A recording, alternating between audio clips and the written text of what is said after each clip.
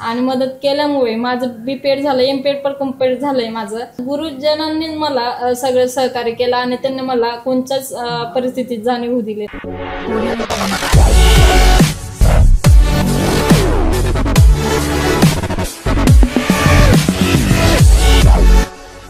नमस्कार रसिक मित्रांनो, नमस्कार। मल्हार कम्युनिकेशन्स प्रस्तुत हॉबी डू बी डू अर्थात एक तरी छंद असावा या आपल्या लोकप्रिय संवाद कट्ट्याच्या आजची अतिथी आहे चाळीसगाव तालुक्याची ही लेक आपली खानदेश कन्या की जिनं खऱ्या अर्थानं एक सुवर्णाक्षराचा इतिहास निर्माण केलेला आहे। असं म्हणतात की असं जगावं की इतिहासानं सुद्धा आपल्यासाठी एक खास पान राखून ठेवावं। तर आपल्या या खानदेश कन्याने सर्वोच्च समजला जाणारा क्रीडा शासनाचा क्रीडा विभागातला सन 2023-24चा शिवछत्रपती पुरस्कार हा तिला प्राप्त झालेला आहे।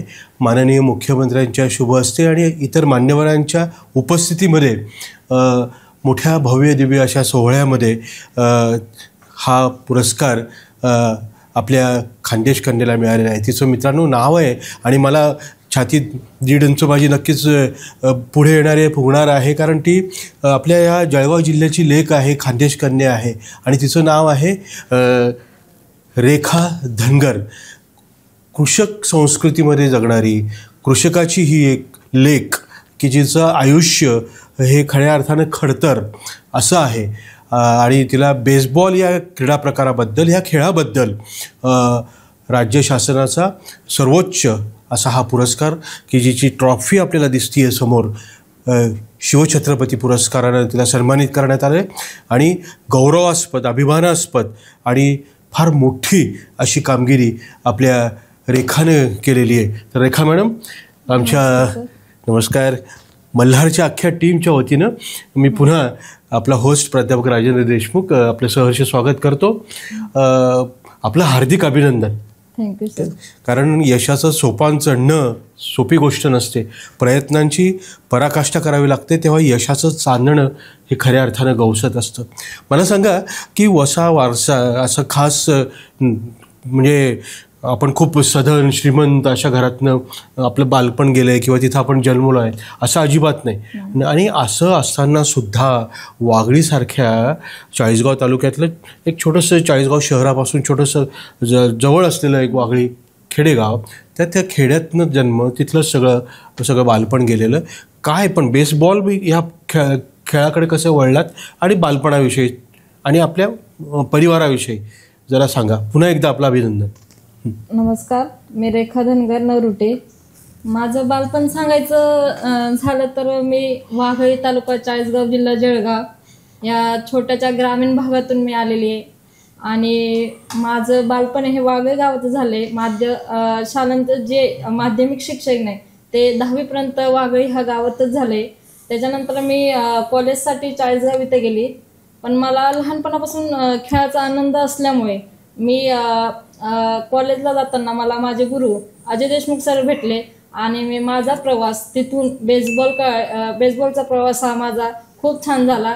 आणि माझे वडील ट्रॅक्टर चालक होते, ते आता ह्या दुनियेत नाही, पण माझा त्यांचा खूप सपोर्ट होता त्यांच्यामुळे। पण परिस्थिती एवढी माझी म्हणजे बिकट होती, पण माझे जे गुरु आहेत अजय देशमुख सर यांनी मला परिस्थिती जाणीव कधी होऊ दिली नाही, त्याच्यामुळे हा महाराष्ट्र शासनाचा सर्वोत्तम पुरस्कार मला मिळाला की मी माझ्या कुटुंबाचं आणि माझ्या गुरुवांचं आणि आता माझे जे सासरे त्या कुटुंबाचं की त्यांच्यामुळे मला हा पुरस्कार मिळाला आहे। त्यांना माझं सगळं श्रेय त्यांना जातं।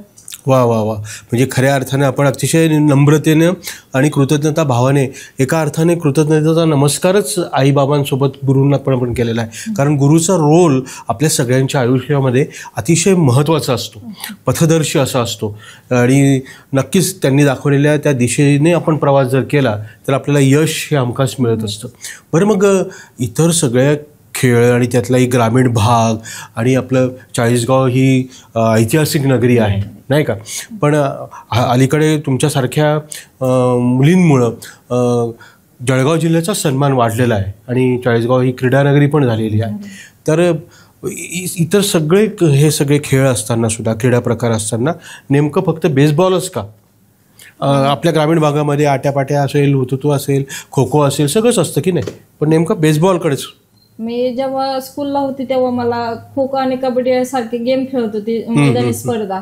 पण मी जेव्हा चाळीसगावला गेली, मी पहिल्यांदा चाळीसगाव मध्ये गेली तेव्हा म्हणजे ते ग्राउंडवर जे दृश्य बघितलं, हा गेम मी कधी बघितला पण नव्हता आणि मी स्वप्नात पण बघितला नव्हता की एवढा मोठा पुरस्कार मला मिळू शकेल.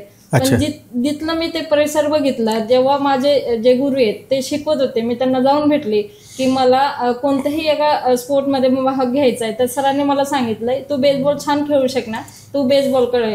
तर मग मी माझं निश्चित जिल्हा, विभाग, आम्ही जिल्ह्याला जेव्हा मॅच हरलेलो, पण तिथून सिलेक्शन झालं विभागासाठी आणि विभागाला पण माझं सिलेक्शन झालं. पण मला एवढा गेम बेसबॉल हा माहीत नव्हता. पण मी एक निश्चय केला की मी आता नॅशनल खेळणार आहे. मग नॅशनलला जेव्हा माझं गोव्याला सिलेक्शन झालं, मी गोव्याला गेली. माझं खरी घटना सांगते की मी आई वडिलांना सोडून कधी गेली नव्हती.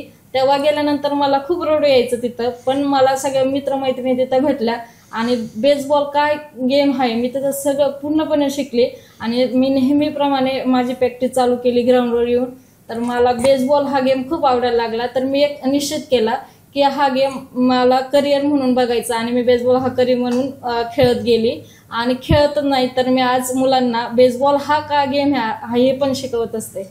वा वा वा वा, शिकवत असते, हे शब्द फार महत्त्वाचे. म्हणजे मला वाटतं क्रीडा शिक्षिका म्हणून तुम्ही बारामतीकडे तुमच्या सासरी त्या भागामध्ये तुम्ही Anekant English medium school Baramati, okay okay, तिथं मी बेसबॉल हा गेम शिकवते. आणि सांगायचं एवढं की मला खूप आनंद होतो की माझ्या अंडरमध्ये मी काही जे बेसबॉल शिकले ते मी कोणाला तरी शिकवू शकले. अंडर-12 मध्ये जापान इथे एशियन कप झाला, त्यावेळेस माझे 2 विद्यार्थी हे इंडियाच्या टीम मध्ये होते, आमच्या अनिकांत इंग्लिश मिडियम स्कूलचे. तर मला खूप आनंद होतो की माझ्या अंडरमध्ये मुलं खेळले आणि ते इंडियाला प्रेझेंट केलं. तर मी गर्वाने सांगू शकते की बेसबॉल मी खेळत होते आणि मी दुसऱ्यांना खेळवते पण. छान छान छान. एक शिक्षक म्हणून सुद्धा मला अभिमान आहे आपला, कारण मी पण शिक्षक बिरादरीतला असल्यामुळे. पण मग आता जो काही समोर ही ट्रॉफी दिसते, या सर्वोच्च क्रीडा पुरस्कार त्याला मानला जातो, तर याच्यामुळे नक्की प्रमोशन होणार, कुठेतरी याच्यापेक्षा जास्त पगाराची नोकरी मिळेल, मोठा मानसन्मान होईल, ठिकठिकाणी सत्काराचे सोहळे होतातच आहे. म्हणजे विद्यापीठात सुद्धा आज आपला सन्मान झाला, अगोदर जिल्हा क्रीडा विभागाच्या वतीने झाला होता. पण हे सगळं होत राहील. पण मग अध्यापन कार्य सोडून जर क्रीडा अधिकारी वगैरे व्हायचं झालं तर मग तिकडे जाणार की मग अध्यापन कार्यामध्ये जास्त संपूर्ण समर्पित करणार आयुष्य? तसलं आता मी शासनाला विनंती करेन की त्यांनी थेट नियुक्ती, जे शिवछत्रपती प्राप्त खेळाडू यांना तुम्ही थेट नियुक्ती द्यावी आणि त्याच्यातूनच जिल्हा क्रीडा, म्हणजे आम्हाला दुसरे डिपार्टमेंट नाही, जे क्रीडा अधिकारी वगैरे आहेत ते डिपार्टमेंट द्यावा. तिथंही आम्ही मुलांना मार्गदर्शन करू आणि मुलं घडवू शकेल या असल्या आम्हाला त्याच डिपार्टमेंटमध्ये त्यांनी थेट नियुक्ती द्यावं, मी शासनाला ती विनंती करणार. नक्कीच नक्कीच. म्हणजे जास्त पर्याय असे ऑप्शन्स नाही आहेत नोकरीच्या बाबतीमध्ये, फक्त क्रीडा अधिकारी वगैरे वगैरे अशा काही मोजक्या पोस्ट. पण जे मी ठरवलंय की जे माझ्याबद्दल झाले ना, मी जसलं गरिबीमधून आली ना तसलं मी विद्यार्थ्यांना बघू नाही शकणार. जे मला भेटलं नाही ना मी त्यांना देणार. हा माझा आहे की मी मुलांना घडवण्याचा प्रयत्न करणार आणि स्पोर्टला माझ्या बेसबॉलसाठी ज्यांनी म्हणजे आमचे असले महाराष्ट्राचे सचिव इकनकर सर, सरोदे सर, नितीन वाळ सर आणि माझे गुरु अजय देशमुख सर यांनी जसं बेसबॉल महाराष्ट्रभर नाही तर इंडियाभर त्यांनी पसरवलंय, तसलंही मला बेसबॉलसाठी फक्त काम करायचं आहे. आणि बेसबॉल अख्ख्या महाराष्ट्रात नाही तर अख्ख्या देशात बेसबॉलला क्रिकेट सारखं नाव यायला पाहिजे ही मी प्रयत्न करतो. वा वा वा वा. म्हणजे ग्लॅमर प्राप्त होण्यासाठी, त्याचा प्रचार आणि प्रसार करण्यासाठी तुम्हाला ही ती पोस्ट हवी. अतिशय रास्त असं मागणी आहे आणि ती इच्छा पण तुम्ही व्यक्त करतायत. बरं, मग तो सोहळा कसा होता? परत आठवणींचा अल्बम ओपन करताना, भूतकाळामध्ये रमताना जो पुरस्कार प्रदानाचा सोहळा झाला, ही ट्रॉफी तुमच्या हातात आली, सन्मानपत्र हातात आलं, तर काय प्रतिक्रिया होती नेमकी? तेव्हा तर पहिल्या दिवशी तर रात्रभर झोपच लागले नाही. उद्या आपल्याला म्हणजे मान्य मुख्यमंत्र्यांना भेटण्यासाठी लोक तिथं 2-2, 3-3 दिवस वेटिंगला राहतात आणि त्यांच्या हस्ते मला पुरस्कार भेटणार होता. तर माझ्यासाठी खूप महत्वाची गोष्ट होती, त्याच्यामुळे मला तर रात्रभर झोपच नाही आली. तर मग मी दुसऱ्या दिवशी गेल्यानंतर माझी सगळी फॅमिली होती पुरस्कार घेताना. माझे गुरुवर सगळेच जे पण माझ्या बेसबॉलसाठी काम करताय सगळे शिक्षक वृंद माझे तिथं होते. आणि जेव्हा मला माझं नाव पुकारल्यानंतर स्क्रीनवर बघत होते तर माझे घरच्यांच्या डोळ्यात तर पाणीच होतं. सगळे माझे सासूबाई पण रडत होत्या की तो जो क्षण होता तो क्षण माझ्यासाठी खूप महत्त्वाचा आहे. आणि म्हणजे भविष्यात मी तो क्षण कधी नाही विसरू शकणार की ही मोठी ट्रॉफी आणि एका ग्रामीण भागातल्या मुलीने एक मुख्यमंत्रींच्या हस्ते ट्रॉफी भेटणं हे खूप मोठी गोष्ट आहे सर. नक्कीच नक्कीच. तुमचा आम्हा सगळ्या खानदेशवासियांना रास्त अभिमान आहे आणि उत्तरोत्तर तुमची अशीच प्रगती या क्रीडा क्षेत्राच्या बाबतीमध्ये होत राहावी असे सदिच्छा पण आहे, शुभेच्छा पण आहे तुम्हाला. बरं, मग हे सगळं प्रवास करत असताना फॅमिली सपोर्ट हा भाग अत्यंत महत्त्वाचा आहे. तुम्ही सासऱ्यांच्या बाबतीतसुद्धा म्हणजे ह्या आपल्या खानदेश कन्येनं ह्या लेखीनं मित्रांनो दोन्ही कुळांचा खऱ्या अर्थानं उद्धार केलेला आहे, माहेरचा पण आणि सासरचा पण. तर मग आईबाबांना तर कौतुक असतंच लेखीचं, बाबांना लेखीचं जास्त असतं कारण ते नातंच तसं आहे नाही का. पण मग सासरासुद्धा ज्या म्हणजे बापाच्या भूमिकेतनं जर आपल्याकडे बघत असेल तर ते तो क्षण अजून किती मोठा, काय सांगाल? आता सांगायचं म्हणलं तर माझं नशीबच म्हणजे चांगला नाही. तिकडं बी सासरे नाही आणि इकडं वडील नाही. अरे तर म्हणायचं गोष्ट तर वडील जेव्हा होते तर आता ते राहिले असते ना त्यांना खूप आनंद झाला, प्रचंड आनंद झाला असता. कारण की ते लहानपणापासून माझे लाड पुरवत होते, म्हणजे मी लाडकी होते त्यांच्या घरात. आणि ते राहिलं असतं तर सगळ्यात जास्त माझं पहिला त्यांना खूप आनंद झाला असता. तर मी वडिलांबद्दल बोलायचं तर तेवढं कमी नाही, कारण की आज काय आहे तर मी त्यांच्यामुळे, कारण की त्यांनी मला सपोर्ट केला म्हणून मी आज या स्टेजवर बसले आणि एवढा मोठा पुरस्कार मला त्यांच्यामुळेच भेटला. आणि तिकडं सासऱ्यांच्या मुळे तर सासूबाई म्हणायचं पती त्यांचा मला खूप मोठा सपोर्ट आहे. म्हणजे जेव्हा माझं इंटरनॅशनलला सिलेक्शन झालं तेव्हा 2 महिने मी हाँगकाँगला होती, कॅम्प वगैरे हाँगकाँगला मॅचेस होत्या, तरी मला त्यांनी जाऊ दिलं हे महत्वाचं. आता तर तुम्ही बघताय ह्या काळात तर मुलींवर किती अत्याचार वगैरे चालू आहे सासऱ्यांकडनं. तर म्हणायचं तर मी मला नशिबान समजते की मला असले घरानं म्हणजे कुटुंब भेटला आणि या कुटुंबाने मला चांगला सपोर्ट केला. आणि त्यांनी मला सपोर्ट नाही केला असता तर मला पुरस्कार भेटला नसता. तर मी सगळ्यांना सांगेल की सगळ्यांना असलं कुटुंब मिळावं की त्यांनी सपोर्ट करावा. आणि मुली एवढ्या उंचावर तर मला तर माझ्या कुटुंबावर गर्व आहे, पण माझ्या कुटुंबावर माझ्यावर गर्व आहे की माझी सून माझी पत्नी एवढ्या मोठ्या पोस्टवर आहे म्हणून. वा वा वा, शाबास.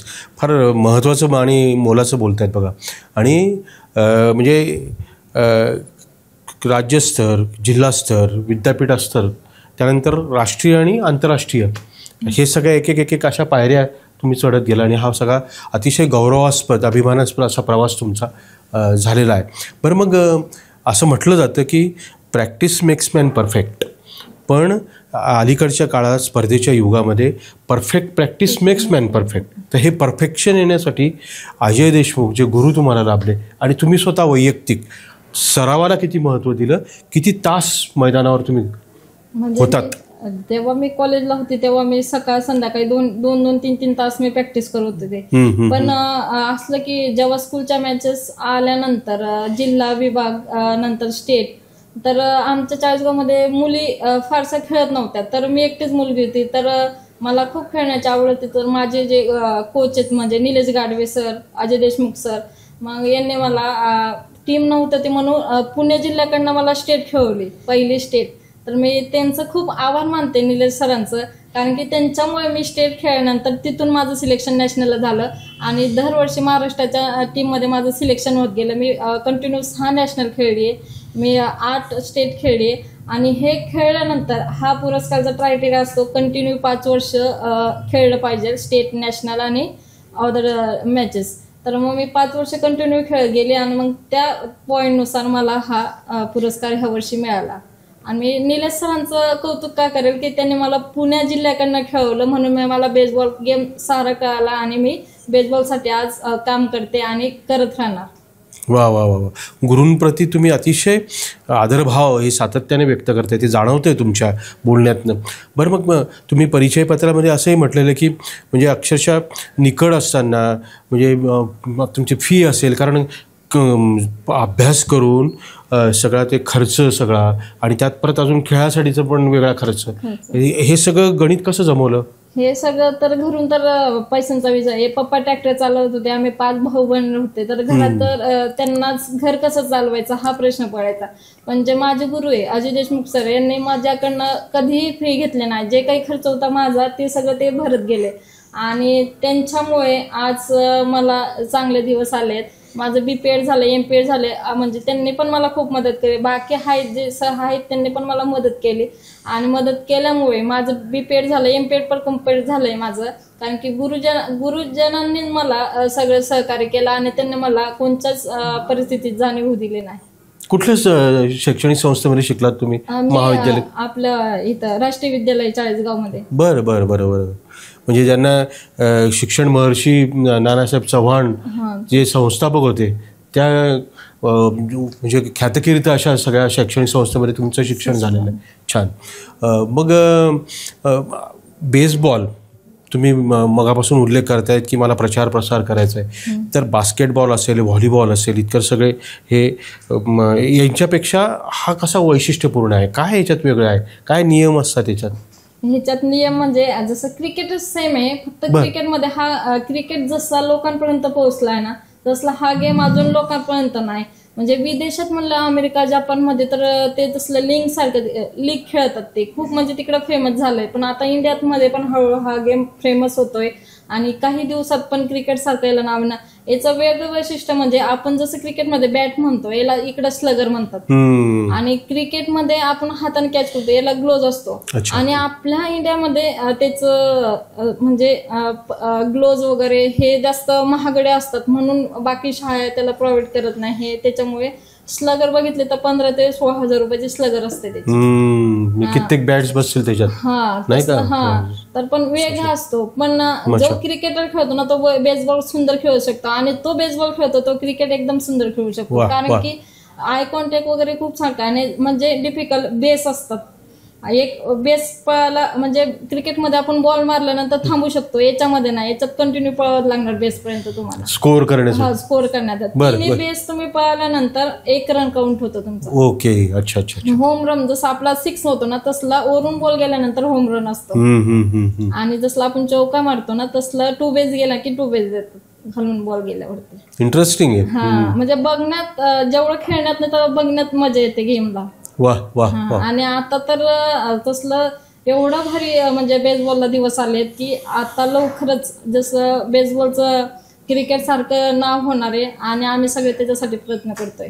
वा, खूप छान. म्हणजे ही भावना सुद्धा असणं फार गरजेचं आहे आणि सकारात्मक दृष्टिकोनातून तुम्ही याच्याकडे बघताय.